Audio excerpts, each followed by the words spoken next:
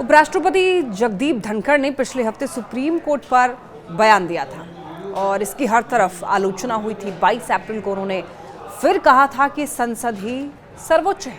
पिछले सप्ताह उपराष्ट्रपति जगदीप धनखड़ ने संविधान के अनुच्छेद 142 को लोकतांत्रिक ताकतों के खिलाफ परमाणु मिसाइल बताया था और इसकी व्यापक आलोचना हुई थी, पर इसका कोई असर धनखड़ पर नहीं हुआ और 22 अप्रैल को दोबारा उन्होंने अपना बयान दोहराया और कहा कि संसद ही सर्वोच्च है। धनखड़ ने उनके पिछले बयान की आलोचनाओं का जवाब देते हुए कहा कि संविधान लोगों के लिए है और इसकी सुरक्षा का जिम्मा निर्वाचित प्रतिनिधियों का है।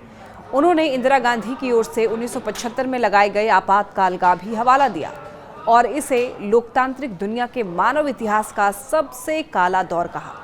उन्होंने तर्क दिया कि संविधान में संसद से ऊपर किसी प्राधिकारी की कल्पना नहीं की गई है।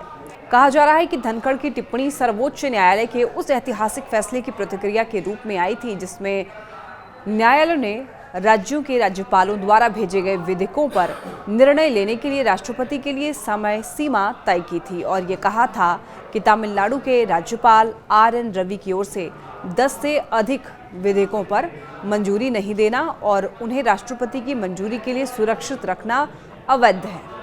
धनखड़ की टिप्पणी में विरोधाभासी बातें शामिल थी और इसमें उस संवैधानिक योजना की अनदेखी की गई जो मानती है कि संविधान सर्वोच्च है और संसद स्वयं इसकी रचना है। तो दिल्ली विश्वविद्यालय में हुए कार्यक्रम में बोलते हुए धनखड़ ने 1975 के आपातकाल की ओर ध्यान दिलाते हुए कोर्ट की आलोचना की।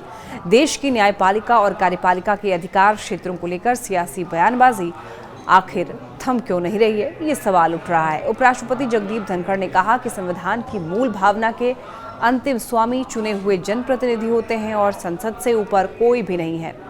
इसके साथ ही उन्होंने इस बात पर भी जोर दिया कि कोई भी संवैधानिक पदाधिकारी जब कुछ कहता है तो वो बात देश के सर्वोच्च हित को ध्यान में रखकर कही जाती है। धनखड़ के बयान पर वरिष्ठ वकील कपिल सिब्बल ने टिप्पणी की। उन्होंने कहा, कानून न तो संसद सर्वोच्च है और न ही कार्यपालिका। संविधान सर्वोच्च है। संविधान के प्रावधानों की व्याख्या सुप्रीम कोर्ट द्वारा की जाती है। इस देश ने अब तक कानून को इसी तरह समझा है। कपिल सिब्बल ने यह भी कहा कि शीर्ष अदालत के हालिया फैसले जिनकी कुछ बीजेपी नेताओं और उपराष्ट्रपति ने आलोचना की है, हमारे संवैधानिक मूल्यों के अनुरूप है और राष्ट्रीय हित से प्रेरित है। यही नहीं, उन्होंने ये भी कहा कि सर्वोच्च न्यायालय को संसद के पास कानून पारित करने का पूर्ण अधिकार है। सर्वोच्च न्यायालय का दायित्व संविधान की व्याख्या करना और पूर्ण न्याय करना है। न्यायालय ने जो कुछ भी कहा वो हमारे संवैधानिक मूल्यों के अनुरूप है और राष्ट्रीय हित से प्रेरित है। बता दें कि सुप्रीम कोर्ट की एक बेंच ने हाल में कहा था कि राज्यपाल अगर कोई विधेयक राष्ट्रपति को मंजूरी के लिए भेजते हैं तो राष्ट्रपति को उस पर 3 महीने के भीतर फैसला लेना होगा। सुप्रीम कोर्ट के इस फैसले पर उपराष्ट्रपति जगदीप धनखड़ ने टिप्पणी की थी। धनखड़ ने कहा था कि हम ऐसी स्थिति नहीं ला सकते हैं जहां पर राष्ट्रपति को निर्देश दिया जाए। संविधान तक सुप्रीम कोर्ट का अधिकार केवल अनुच्छेद 145(3) के तहत संविधान की व्याख्या करना है। धनखड़ ने जोर देकर कहा कि संविधान में संसद से ऊपर कोई नहीं है। संसद उतनी ही सर्वोच्च है जितना कि देश का हर व्यक्ति। हम भारत के लोग में हर व्यक्ति लोकतंत्र का एक परमाणु है और इस परमाणु में शक्ति है और ये शक्ति चुनावों में दिखती है और इसीलिए हम एक लोकतांत्रिक देश हैं। अब सवाल ये उठ रहा है कि क्या सुप्रीम कोर्ट के पास राष्ट्रपति के कामों की समीक्षा का अधिकार है?